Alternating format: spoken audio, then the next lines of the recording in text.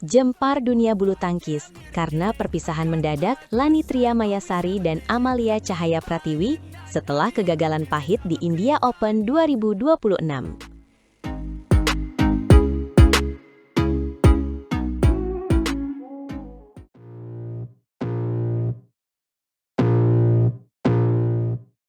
Selamat datang kembali di saluran kita yang selalu memberikan kabar paling panas dari lapangan bulu tangkis. Kabar mengejutkan datang dari sektor ganda putri Indonesia yang baru saja mengumumkan berita yang membuat banyak penggemar merasa sedih sekaligus penasaran. Benar sekali, berita ini seperti petir di siang bolong bagi para pecinta bulu tangkis tanah air. Lani Tria Mayasari dan Amalia Cahaya Pratiwi secara resmi telah dinyatakan berpisah sebagai pasangan ganda putri. Keputusan besar ini diambil tepat setelah mereka tersingkir lebih awal dari turnamen India Open 2026. Langkah mereka di turnamen kategori Super 750 itu harus terhenti di babak awal, yang nampaknya menjadi puncak dari evaluasi panjang tim kepelatihan. Ini adalah momen yang sangat emosional bagi mereka berdua. Kita tahu betapa kerasnya mereka berjuang sepanjang tahun 2025. Namun, hasil di lapangan terkadang memang tidak sesuai dengan harapan. Pelatih ganda putri Indonesia, Karel Mainaki, sudah memberikan pernyataan resmi bahwa perombakan besar-besaran di sektor ganda putri memang harus dilakukan demi masa depan prestasi bulu tangkis kita. Karel Mainaki menegaskan bahwa keputusan ini tidak diambil secara terburu-buru. Ada proses evaluasi yang sangat mendalam terhadap performa seluruh pasaran ganda putri sepanjang tahun 2025. Dan sayangnya, hasil evaluasi tersebut menunjukkan bahwa pasangan Lani dan Tiwi perlu dirombak untuk mencari penyegaran dan kombinasi yang lebih mematikan di lapangan. Bukan hanya Lani dan Tiwi saja yang terkena dampak perombakan ini. Kabar yang tidak kalah mengejutkan adalah pemisahan pasangan senior kita, Apriani Rahayu dan Siti Fadia Silva Ramadanti. Ini menunjukkan bahwa sektor ganda putri Indonesia sedang melakukan revolusi total untuk mengejar ketertinggalan dari negara-negara pesaing lainnya. Revolusi total adalah kata yang tepat.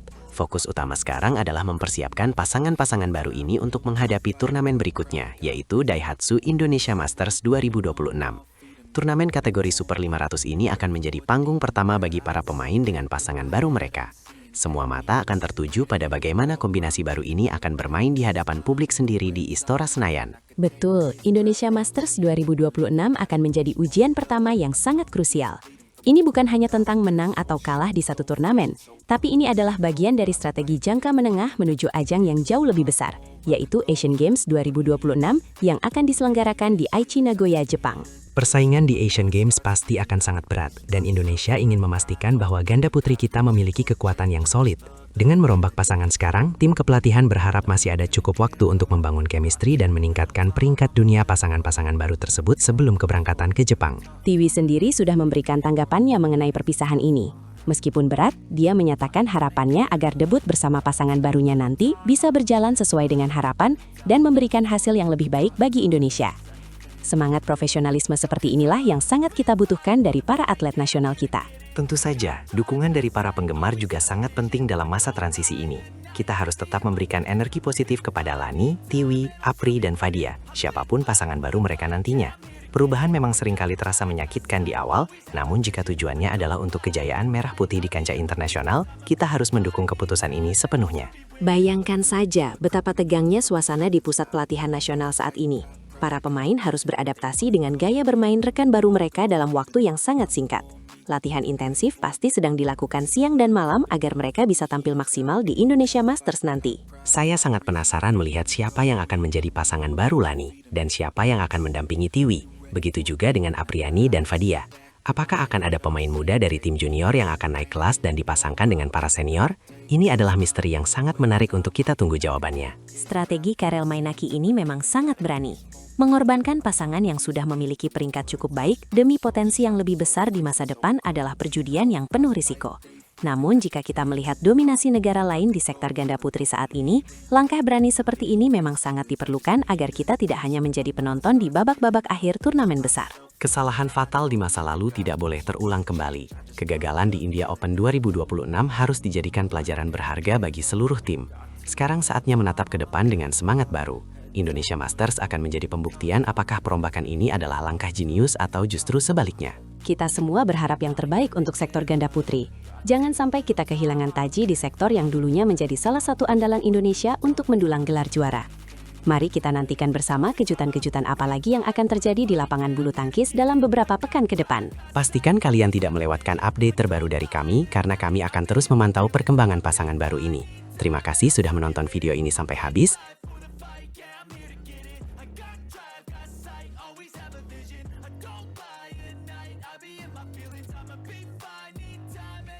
Di New Delhi, Jonathan Christie membawa dendam lama. Insiden fair play dan duel Yusi Tanaka membuat India Open 2026 mendidih.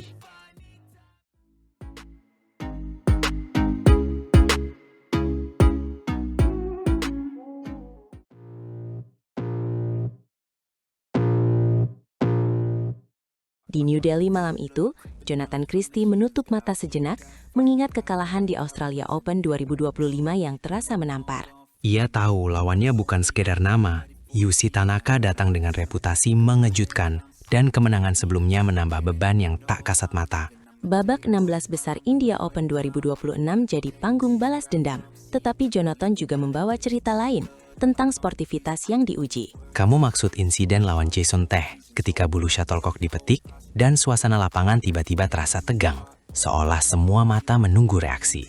Ya, Jonathan menang 2 game lurus, namun ia menyebut ada momen kurang mengenakan, sebuah tanda bahwa permainan bukan hanya soal angka. Itulah yang membuat duel melawan Tanaka terasa lebih panas, karena Jonathan ingin membuktikan kelas, sekaligus menunjukkan cara merespons ketidakadilan. Di pertemuan pertama, mereka saling menjatuhkan.